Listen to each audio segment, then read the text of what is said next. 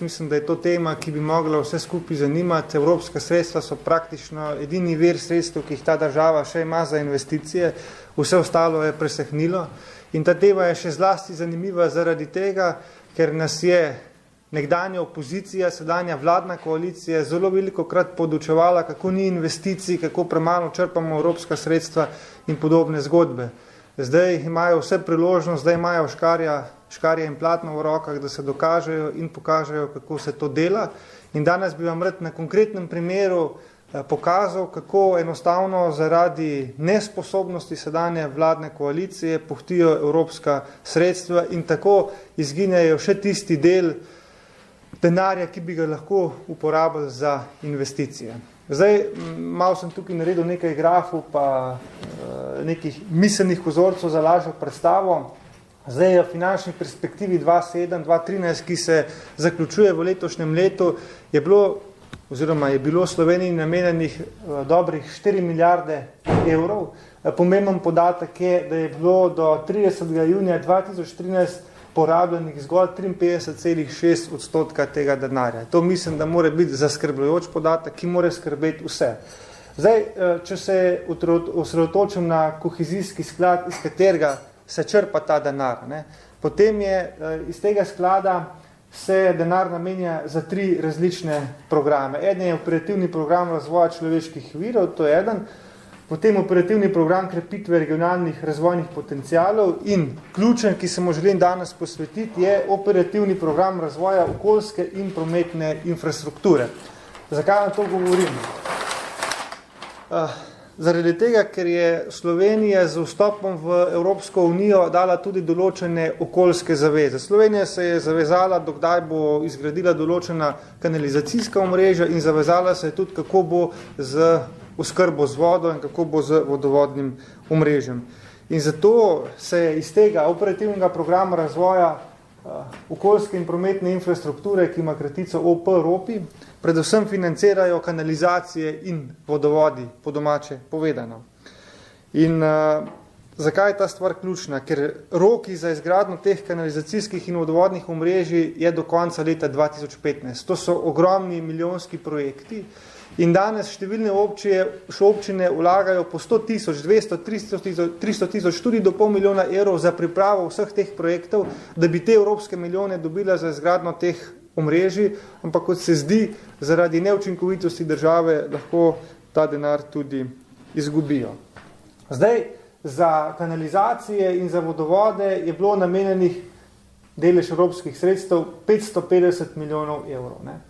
Potem je naša vlada dodala k temu še, temu se reče over commitment, še 182 milijonov.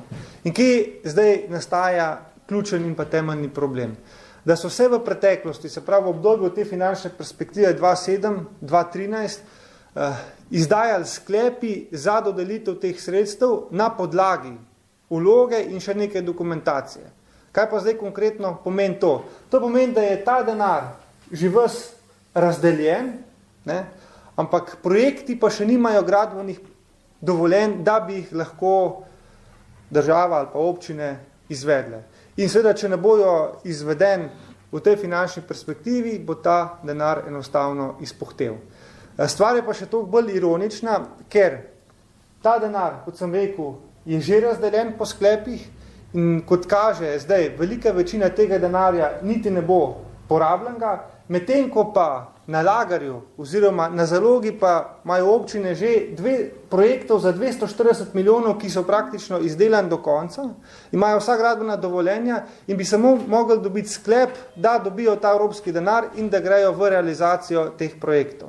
Sedaj jim pa ministrstvo tega ne da, ker je že prej nekaterim izdalo ta sklep, seveda brez realnih podlag in brez gradbenih dovoljenj. Kar pomeni, da te, ki projekte imajo pripravljen in bi jih lahko v tej finančni perspektivi izvedeli, sklepa o financiranju ne bodo dobili, tisti, ki pa zadev sploh nimajo pripravljenih, pa te sklepe že imajo.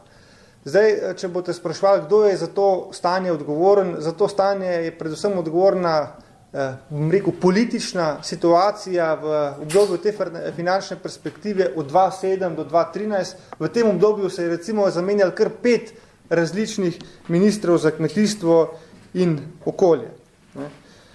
Zdaj, da bojo pa stvari še bolj zapletene, bom pa še en podatek dodal zraven. Ko sem nazadnje ministra za kmetijstvo gospoda Židana sprašval, zakaj vendarle država in ministrstvo ne gre v revizijo teh projektov, za katere so bili že zdani sklepi, pa ne bodo realizirani in ta denar prerasporedi na tiste, ki imajo projekte že pripravljene, je rekel, da se ne da nič storiti, da ta denar je razdeljen in da te bodo prišli, če bodo prišli na vrsto v naslednji finančni perspektivi, ki je od 2013 do 2020.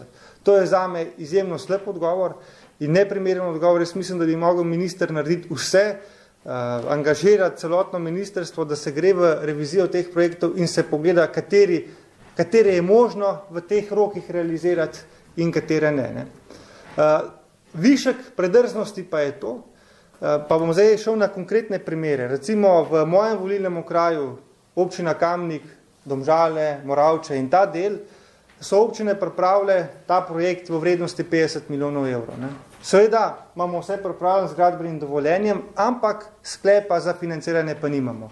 Na drugi strani je pa Kranjska občina s projektom Gor, ki gre pa za isto vodovodno in kanalizacijsko omrežje, pa ta denar, ta sklep dobila, kljub temu, da so bili v pripravah nekoliko za našim projektom. Kaj to govori? Vprašajte se, iz kje že prihaja predsednica vlade in ko se boste odgovorili, vam bo zelo hitro jasen, zakaj je pa tisti projekt v Kranju dobil denar, naš pa ne. Pa da ne bo kdo narobe razumel, da jaz problematiziram, da je projekt v Kranju denar dobil prav, da ga je dobil, ker imajo vse zadeve pripravljene, ni pa prav, da ga ni dobil naš in še nekateri drugi, ki so pripravljeni, pa ne morajo dobiti denarja zaradi tega, ker se tistim, ki so sklepe dobili projektu, pa ne izvedeli, enostavno sklepom ta denar ne vzame in ga dodeli tistim, ki ga potrebujejo. V četrtek naj bi vlada na seji odločala o teh zadevah in jaz upam, da bodo tudi z vašo pomočjo o teh stvareh ponovno premislili in na takšen način naredili vse, da ta evropska sredstva vendarle počrpamo. Tok sem imel jaz za uvod zapovedati, zdaj sem pa seveda na voljo za vsa dodatna pojasnila. Koliko je teh sklepov izdanih, za katere ni dokumentacije tega denarja? Teh sklepov je izdanih za, se pravi, ta denar, ki je bil že v osnovi 550 milijonov plus 182 milijonov. To so izdani sklepi, se pravi, da ministrstvo je posrednik pri financiranju. Dobi denar z Evropske unije in je posrednik. Koliko od tega je pokrito s projekti, koliko še ni dovoljen? Na papirju je ves ta denar razdeljen in pokrit s projekti. Ampak bistvena zgodba pa je, da po naših informacijah vsej za okrog 100 milijonov projektov dejansko ne bo izvedenih. Ker pred leti so se te sklepi za ta denar, da ga dobijo, izdaja na podlagi vloge in še določene dokumentacije. V zadnjem obdobju se pa ta zadeva zelo zaostrila in ti moraš imeti gradbeno dovoljenje, da ta sklep dobiš. In zdaj, v preteklosti so bili izdan sklepi, da bom dal primer v neki občini XY, da bodo dobili 50 milijonov evropskega denarja za izgradnjo kanalizacije in vodovoda, ker pa se v tej občini niso mogli dogovoriti z lastniki zemljišč, niso dobili služnosti, niso mogli pridobiti gradbenega dovoljenja, pa to omrežje ne bo izgrajeno do konca ali pa ne bo začelo graditi do konca leta 2013, kar pomeni, da ta denar ne bo porabljen in bo ustal v evropski blagajni. In zaradi tega mi v Novi Sloveniji poudarjamo, da je v čim krajšem času nujno potrebno iti v revizijo razdeljenega denarja in pregledati, kateri projekti se izvajajo, kateri so tik pred izvedbo in za katere ni možno, da jih izvedajo do predpisanih rokov in da se ta denar prerasporedi na te projekte, za katere sem pa rekel, da že čaka 240 milijonov evrov projektov, ki pa so že ready to go. Se pravi, imajo gradbeno dovoljenje in ga lahko začnejo jutri izvajati. Jaz mislim, da je to 240 milijonov predstavlja ogromen znesek, da to bi tudi pomagali gospodarski rasti in na nek način tudi pomoč gradbenemu sektorju v Sloveniji. Ste še s kom drugim govorili, razen z ministrom, ki je nekaj tega Ja, jaz sem govoril predvsem s koalicijskimi poslanci. Dokler sem bil sam koalicijski poslanc, sem bil v neposrednih stikih z ministrom Bogovičem.